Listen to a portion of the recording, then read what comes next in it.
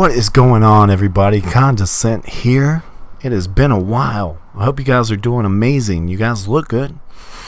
You guys smell good. Anyway, no matter what neck of the woods you're in or side of the world you're on, I hope you guys are doing just awesome. I myself, as you know, I'm just living the dream, baby. So, as we all know, tomorrow is the midnight release of Infinite Warfare and Call of Duty 4 Remastered. I don't know why I'm saying it that way. I just like doing it. It feels right. Let me live my life, people. Anyway, I don't know too many people that are buying Infinite Warfare without the Modern Warfare Remastered. And if you're like me, you're probably doing it as a little insurance. If Infinite Warfare does not deliver, then we have COD 4 to fall back on, which that's cool with me, man, because honestly I never played COD 4.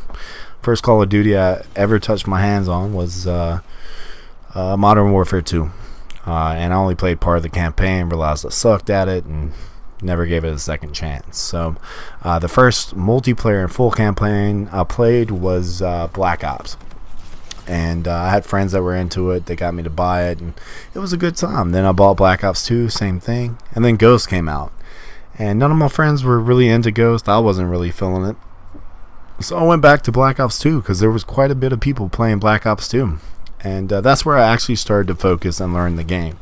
Now I'm still shit, I'm terrible, but I made a conscious effort to learn the game, and I hate being bad at things. So I will put the time in, the effort, and until I'm blue in the face, until I get it right. So I'm still on that path.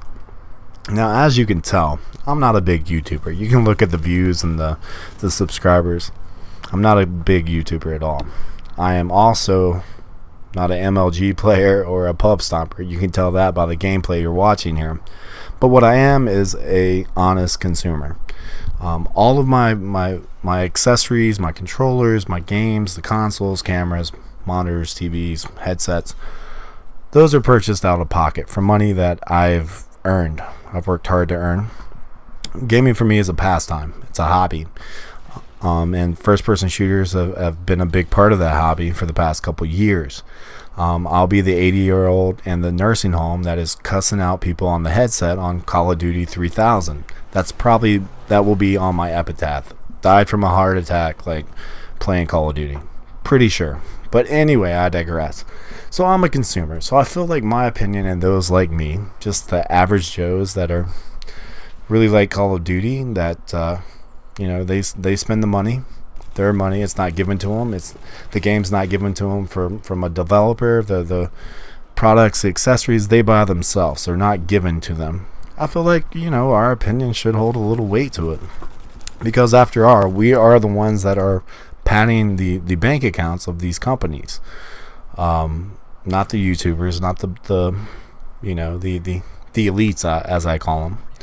So going finally into the topic of what the video is. Coming from that background, I'm willing to give Infinite Warfare another chance. Now, I played the beta, the first one, PS4 exclusive, and you can YouTube and see how much of a headache that was. It was ridiculous. But it put such a bad taste in my mouth, I didn't even play the second week. So, my roommate asked me how was Call of Duty, or how's Infinite Warfare treating you, and I told him it was bad spawns, bad camo, and blocky design, and I stand by that. The spawns were terrible. Apparently they're being worked on. The camo was atrocious, almost like, just completely off-putting. But I can't fault them for that. Black Ops 3 had some pretty terrible camos for the challenges and everything, but their dark matter and gold and diamond, those were pretty cool.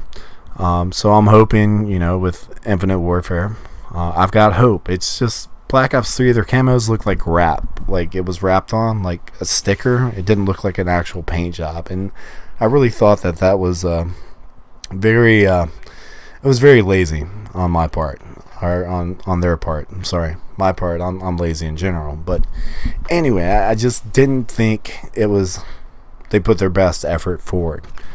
And the blocky design. Infinite Warfare. It's a lot of four-sided shapes, even from the guns to the robot dude, which he looks like a downgrade from the Reaper He looks like he should have been the predecessor, and the Reaper should be this gen's.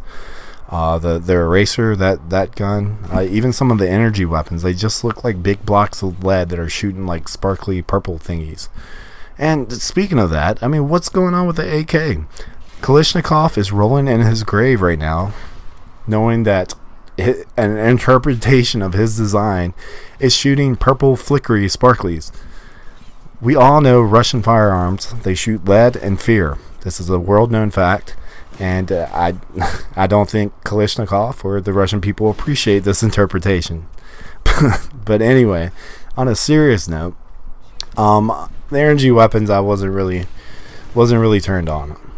It just didn't make a lot of sense to me. I'm more of a ballistics guy, I guess.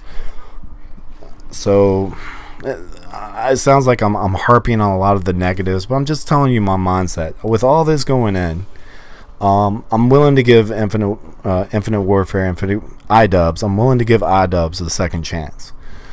The patch, their release, the patches they've done to kind of balance the game out and make it a better experience for the gamer. It sounds like they're really listening.